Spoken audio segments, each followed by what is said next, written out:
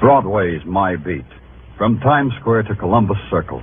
The gaudiest, the most violent, the lonesomest mile in the world.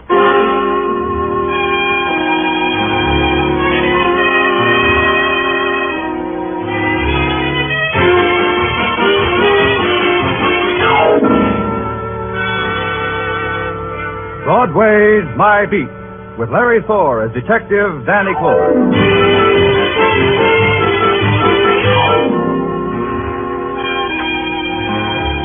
Broadway, where a pale and hungry girl walks like a queen because Broadway's a dream street. Where a fat man stands with begging eyes because he knows his dreams will never come true. It's a cry or a laugh, but nothing in between. Either way, it's my beat. On special detail, there are no special hours. Dawn was at the window of my office at police headquarters when I scribbled my last report. An out-of-town school teacher was trying to beat the heat by using Columbus Circle for a burlesque runway. I buried that one behind a convenient fan, bid the boys a fond bonjour, and started home out the side entrance. I didn't make it. All I saw of sunrise was in an alley, the alley reserved for police ambulances coming home to the morgue. A voice stopped me and invited me in. Danny, come here. The man who stood silhouetted in the slice of light was a man who called himself Capek, the freelance photographer who hung around headquarters. You never knew he was there, but he always was. The quality of dawn, Danny. Who can hold it? Who can imprison it? It is the eternal enigma for a photographer. Why don't you go home then, Capek? What keeps you here? That ambulance, perhaps. Huh? You see, creative men like me have a devotion. It is always the same. Perfection. Everything neat and perfection. Oh, so that's what it is. Watch that stretcher, Joe. Yeah, okay. Hiya, Danny. Hi, what do you got, boys? Suicide. Guy jumped in front of an 8th Avenue subway. I didn't know anything about it. Well, not your department, Danny. See you later. See what I mean, Danny? Neat and perfection. The man they're bringing in, for instance. What's neat about him? That was Jimmy Dorn, a Cinderella man who only the other day won $17,000 on the Irish sweepstakes. What? You must have read about him, how no newspaper, no newsreel could get a picture of him. Yeah, I remember. He was shy. I liked him for that. But I have a picture of him. Oh? Dead or alive? Alive, of course. Dead is for any hack with a brownie. Got it with you? Mind if I see it? No harm. I've already sold it to the news. Here, look at it, Danny. Note the delicate play of light and shadow, the exquisite... This guy looks happy. I never seen anybody look that happy. Because Capek took it at the moment of Jimmy Dorn's greatest joy, the supreme ecstasy of winning $17,000. Yeah, to each his own. How did you get it when no one else could? The famous Capek tact. It cost me $50 to arrange it. But the news paid me twice that. That much, huh? When Mr. Dorn committed suicide, it raised the price. You see, in the newspaper game one that's not... Excuse me, Capek.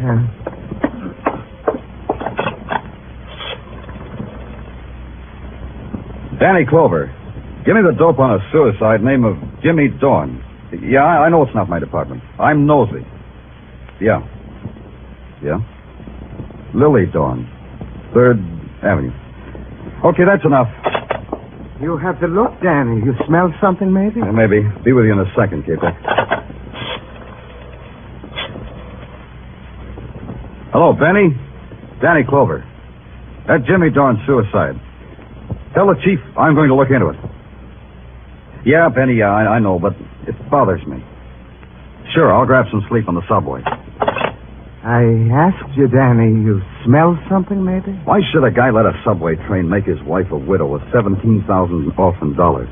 Why should all that sudden dough make him want to commit suicide? Is it such a secret why men destroy themselves? Yeah, to me. It's not neat, Capek.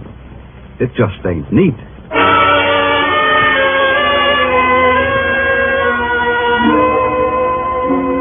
3rd Avenue is a tenement 5 stories high and miles long.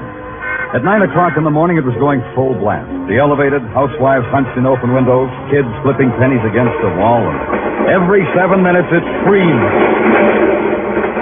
Somewhere between Sam Chu's hand laundry, special attention paid to pleated dress shirts, and the Blue Star delicatessen, cream soda and hot pastrami 2 bits, somewhere between there was a doorbell. I pushed it.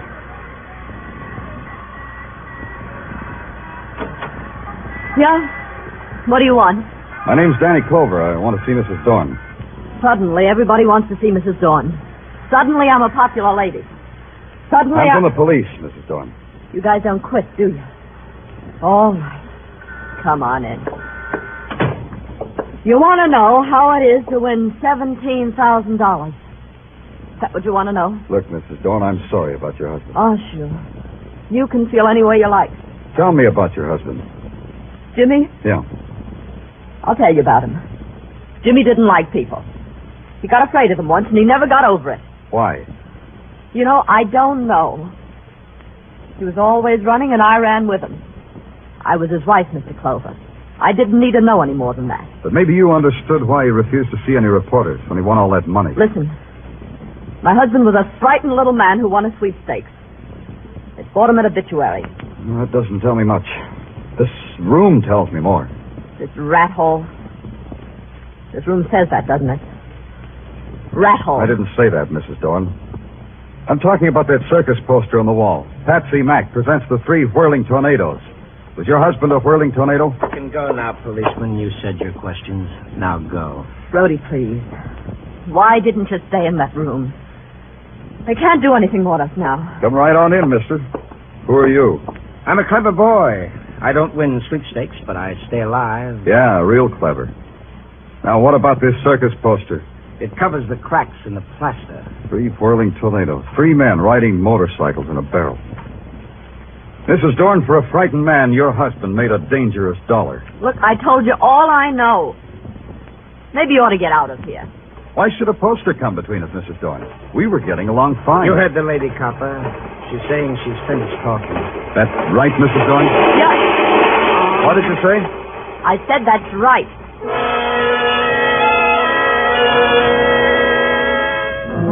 Maybe I should have let it alone, got some sleep. But it kept eating at me. When I found out Jimmy Dorn rode a motorcycle in a barrel, everybody got unhappy. I don't like it when it gets unhappy. So I took a walk and found myself on Broadway in front of a tired building that has a lot of names. You take your choice. You walk up 4 flights and you get 4 offers. You're perfect for a fairy tale ballet that's opening in Europe. You make a stunning cover in a muscle magazine. Can you play first trumpet with a Bob Hawaiian outfit? If you got a song that's trying to be published, or with a slight fee, of course. And on the 5th floor, you find what you were looking for. The office of Patsy Mack, promoter, entrepreneur, and a dollar guy. Well, it isn't Danny Clover. Hi, Patsy. You still pounding the stem, Danny? Aren't you ever going to be promoted? Promotion means a desk job away from Broadway. Who wants that? Yeah, I know what you mean.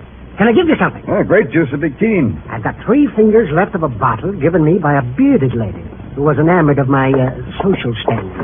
It'll bring a smile to your lips. You drink it, Patsy, and thank her for me, Patsy. Send her a dozen blue roses, or is it red roses for a bearded lady? Yeah, I'll do that. She'll appreciate it. She loves delicacy. Don't they all? Patsy, tell me a story. Okay. Now let me see. Oh, have you heard the one about... Tell me the one about the 3 whirling tornadoes. The 3 tornadoes? What fond corner of your memory clutched onto them? Tell me about them. Well, I don't remember much about them, Danny. They've been out of the business a long time. The 3 tornadoes, huh? Well, there were 3 of them. Thanks. There was no one else connected with them. Oh, no. The tornadoes ran their own carny. Toured the villages and the metropolises. Patsy, you got a reputation for remembering every act that ever played a circus or carnival. What were their names? Oh, you put me on my mettle, boy. Now, let me see. There was Jimmy Dorn. Dorn. Yeah, I think. Oh, see. Could he be the one who ended up under a subway this morning? I'll look into it. Who were the others, Patsy? Well, there was a fellow named, let me see now, a Russian kind of a name, Danilov. Yeah, that's it, Joe Danilov. Joe Danilov. And the 3rd? Oh, now you're pressing me, boy. The 3rd was a man named, let me see, Brady? No, that wasn't it. Could it have been Brody? Brody, that's it. Well, how'd you know, Danny? Brody, it's a short jump. I'll try real hard. You're sure there was no one else connected with the act? Well, now come to think of it, there was another guy. Yeah? He backed the show, I think. His name doesn't register, Danny. This guy whose name doesn't register. Was it you? Oh, are you kidding? I had nothing to do with the tornado. Well, Thanksy, thanks a lot. You're a gentleman and a scholar, Patsy. And a liar. I left Patsy there waving his jaw at nothing, which was about what I had. Nothing. An ex-carnival performer wins $17,000 and dies under the wheels of a subway train. They say he jumped. Why should he do a fatal thing like that? Why should Patsy lie to me? A one-sheet poster said, Patsy Mack presents the 3 whirling tornadoes. Patsy had just told me he had nothing to do with the tornadoes. Well, there's another guy I know, in another place I know. His name's Pop, and he takes care of the file room of a magazine. Magazine that tells a lot about people, especially if the people are show people. The file room was deserted except for Pop. What you doing down here, Danny? Wrangling, Pop. Oh, you don't have to hide that comic book from me.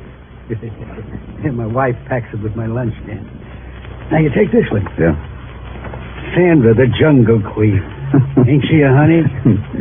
Makes a man with me. Yeah, she's keen. What are you holding on a guy named Joe Danilov, Pop? Take a second to find out. How was that name again? Danilov, Pop. D for doll, A for avenue, N for... Avenue N? Yeah, avenue N, Pop. Yeah, got it. Only, you didn't spell it right, Denny. You didn't let me finish. Didn't need to. Here's the file on Joe Danilov, all right. Only it's D for dead. Let me see that.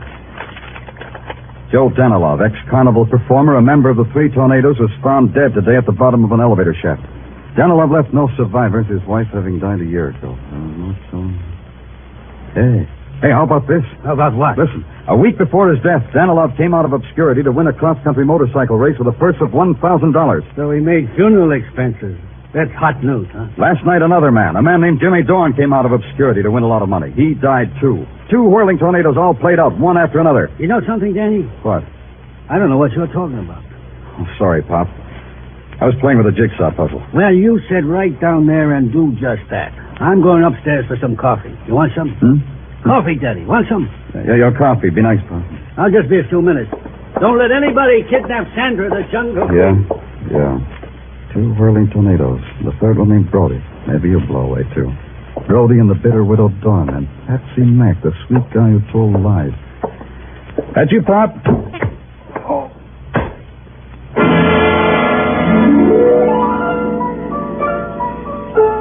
I never knew what it was that slugged me on the back of my head. It wasn't a comic book. And whoever did it wasn't Pop.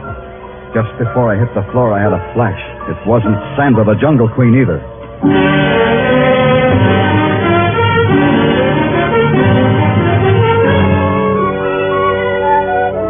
You are listening to Broadway's My Beat with Larry Thor as Detective Danny Clover.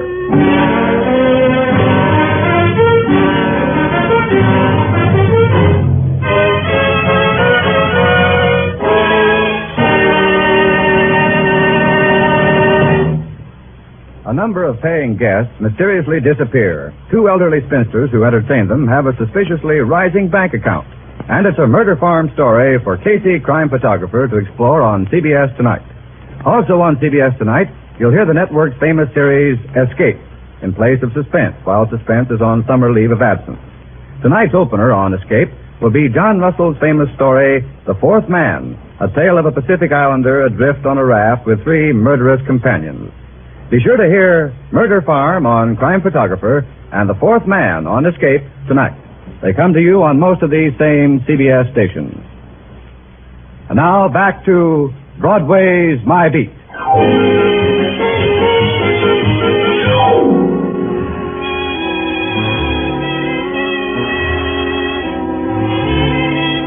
You win a lot of money or die violently or do both, and Broadway will know all about you. You get your name and your picture in the morning editions. Then Broadway won't care anymore.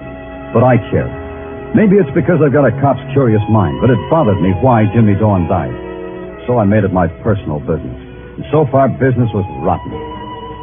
I was on my back when Pop brought me to.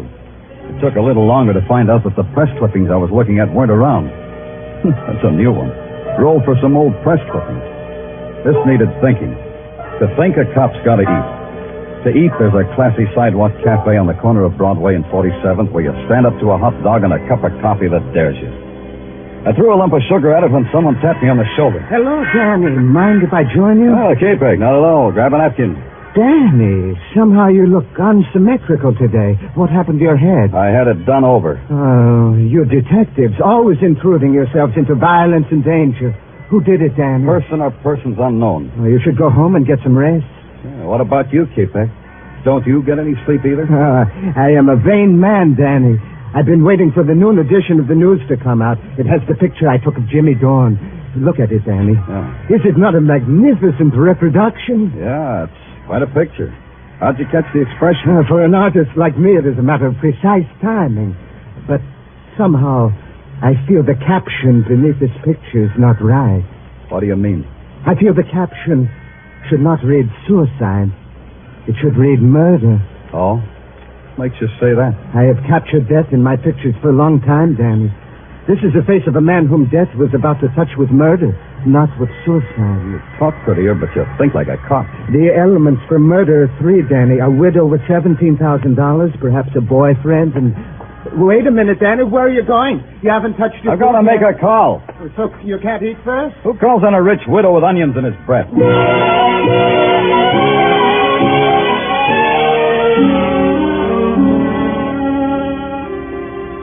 Hey, you up there. You at the window. Who, me?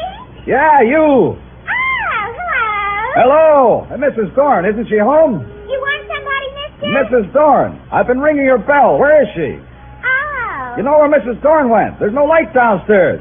Her? Yeah, her. Oh, sure, she had a date for across the street. What? For across the street, mister. The Eagle Tavern. I saw her go in there with a guy.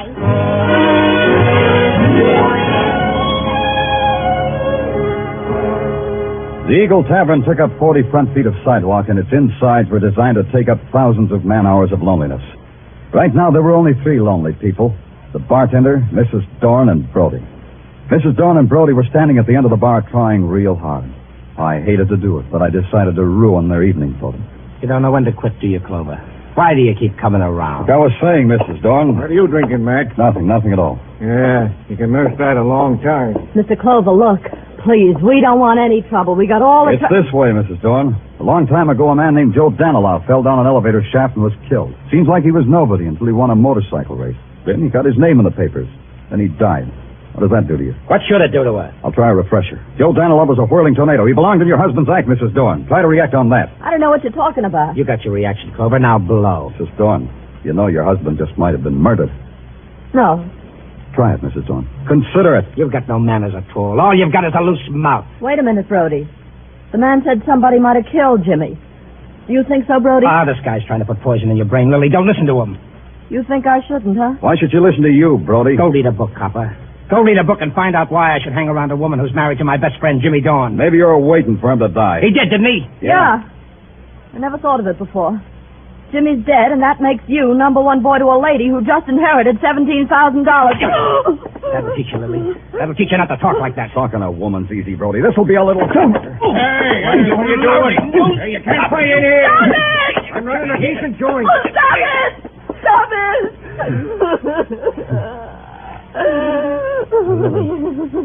Lily, I'm sorry. Don't cry, Lily. Please don't. Talk to him, Brody. Tell him what he wants to know. Tell him what you never told me. What happened back there 10 years ago? Why were you and Jimmy always hiding? Tell him, Brody. Tell him. Take off, copper. You've done your bit. Take off and feel filthy about the whole thing. Sure, only you fascinate me, Brody. If you didn't shove Jimmy Dorn in front of a subway train, what keeps you alive? First Joe Danilow, then Jimmy. There's hardly a breeze left of the three whirling tornadoes. What's keeping you alive, Brody?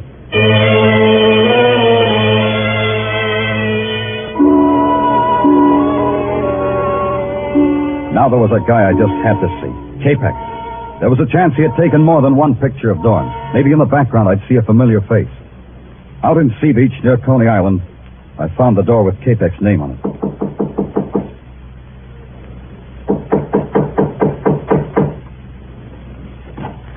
Oh, it's you, Danny. Come in. I didn't want to disturb you, K-Pack, but I just wondered if you took any more pictures of Dorn besides the one that ran in the news. Oh, I am not like other photographers, Danny, who take dozens of pictures to get one good one. I take only one, and it is always perfection. So the one in the news is the only one. Yes. It is important that there should be other ones? It might have been. Well, it's quite a gallery you have on the wall. Yes. Come look, Danny, come look. This one, Danny. This girl who looks like a tired angel on a lonesome street. Yeah, nice. And look, and this one, a derelict asleep in the gutter. It has the texture and the lighting of a Rembrandt, no? Now, K-Peck, a man of your talent could live in a penthouse with dancing. Why do you live here? I get some of my best results here. Yeah, everybody gets some. Hey, you must have got there fast for this picture. Oh, that one, yes. Well, you know my deal with the police. The minute anything violent happens, I go out with you. I get a picture. You get a body. Who was it? That is a man who was once Joe Danilov. Danilov, huh? Yes. I took this picture just after he fell down the elevator shaft. The mood of finality was magnificent. Very dramatic, K-Peck. Danilov was one of the 3 whirling tornadoes. Did you know that? So? Well, to me, Danilov was simply a man who fell down into space and died. The picture captures the sensation, don't you think? The down-sweeping lines, the shadows like a dark caress, the broken form like some grotesque passion, everything neat, everything...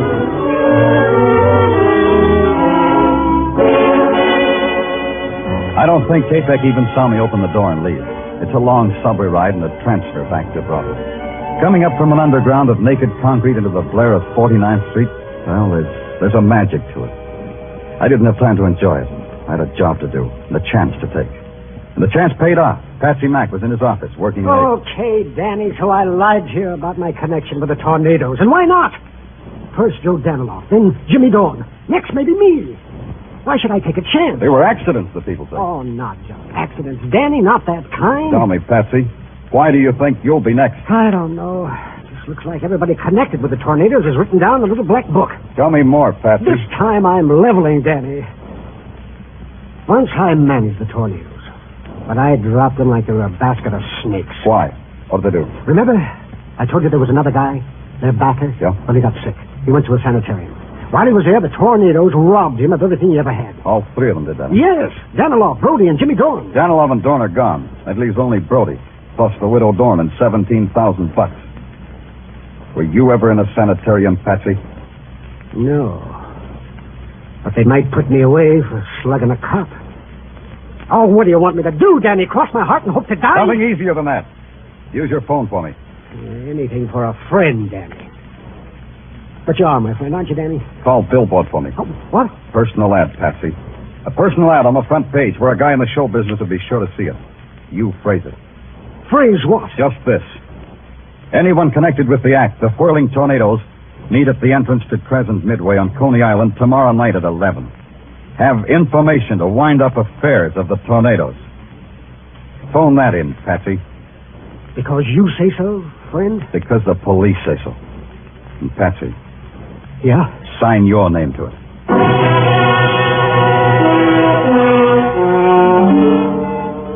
So I had it all set up. This case had murder in it, and I was pretty sure I knew who the murderer was. It was a matter of supplying a pigeon. That was me. The next day, 2 things happened. The ad was on the front page of Billboard, and rain came. When I hit Coney Island 10:30 that night, it was a wet desert. Neon reflections and stragglers and empty rides. The place was shadows on peeled paint and shadows on shadows. I had to spot the killer before he spotted me. So I picked one of the darkest places under the framework of the roller coaster and walked into it. I really walked into it. Danny! There's such a night you've picked to enjoy Coney Island. On a night like this, it is a dismal alley. I'm in a dismal mood, K-Peck. And that gun you're holding doesn't make it any brighter. It gives me the bravery to give orders to a policeman. You shoot me, you'll be out of character, K-Peck. How are you going to make it look like an accident? I have other ideas. First, I put my gun in my hand in my pocket. Now I say to you, let's go. Walk, Danny, walk. You know, K-Peck, I think you loused up the job. A long time ago, you told me everything was neat and perfection. You forgot to tell me you put up the dough for the whirling tornadoes before you went to the sanitarium. So you killed Danilov and Dorn. But Brody gets away, huh? Brody in time, policeman. But first you and I take a ride on a roller coaster. Yeah. I was wondering how you'd manage it. Neat and perfection, Danny. Now get on. I'll pay for the tickets when the ride is over. In here, Danny. You get in this first car. I'll sit in the car behind you. How are you going to work this, K-Peck? You going to slug me and heave me over? Like I said, you can't shoot me. Then it wouldn't look like an In accident. a few seconds, when we get to the top, you will see. And now keep your hands to your sides, Danny. That's better. Going to get a picture of this one, too, K-Peck? When we get to the top, you will see. The top was 2 seconds away. Now, Danny, stand up. Stand up. I stood up. Out of the corner of my eye, I saw him rise, See too. how I Take the make gun it out of look his like an pocket, its accident, barrel in Danny? his fist. His arm came up in a wide arc, and that was the break I was waiting for. His body arched forward to strike. I twisted, grabbed his hand and elbow, and threw. Let go, me, Danny!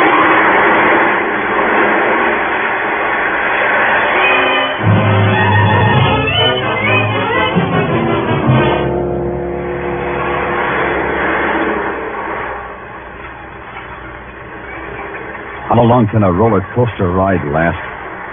Long enough. Long enough to piece together the jagged edges of some frightened lives. Danilov and Dorn murdered.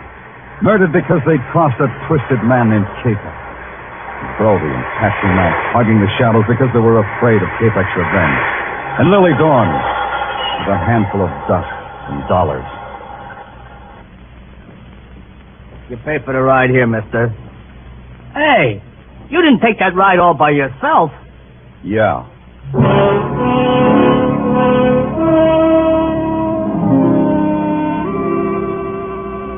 A little while later, an ambulance came and picked up the dead, broken body of K-Peck. They took a picture of him, too. I caught a ride back to Broadway in a prowl car.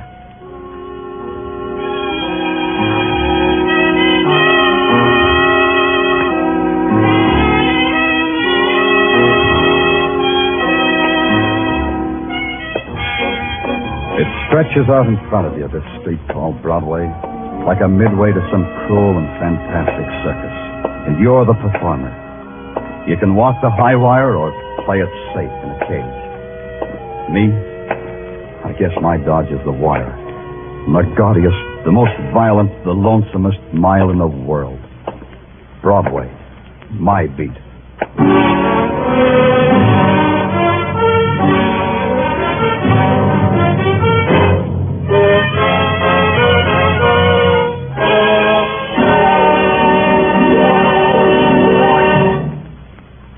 Broadway's My Beat, with Larry Thor as Detective Danny Clover, is produced and directed by Gordon T. Hughes, with script by Morton Fine and David Friedkin. Musical direction is by Lud Gluskin.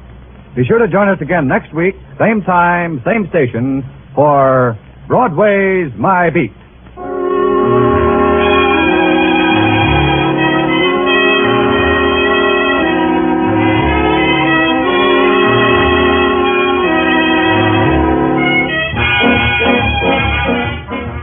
In just a few minutes on most of these same CBS stations, you'll be hearing the familiar strains of Someday I'll Find You. And the action, as you know, starts with Mr. Keene, the famed tracer of lost persons. A top-rating detective throughout radio's fall, winter, and spring seasons, Mr. Keene will be on hand all summer. So don't miss one of his great cases these Thursday nights on CBS. This is CBS, the Columbia Broadcasting System.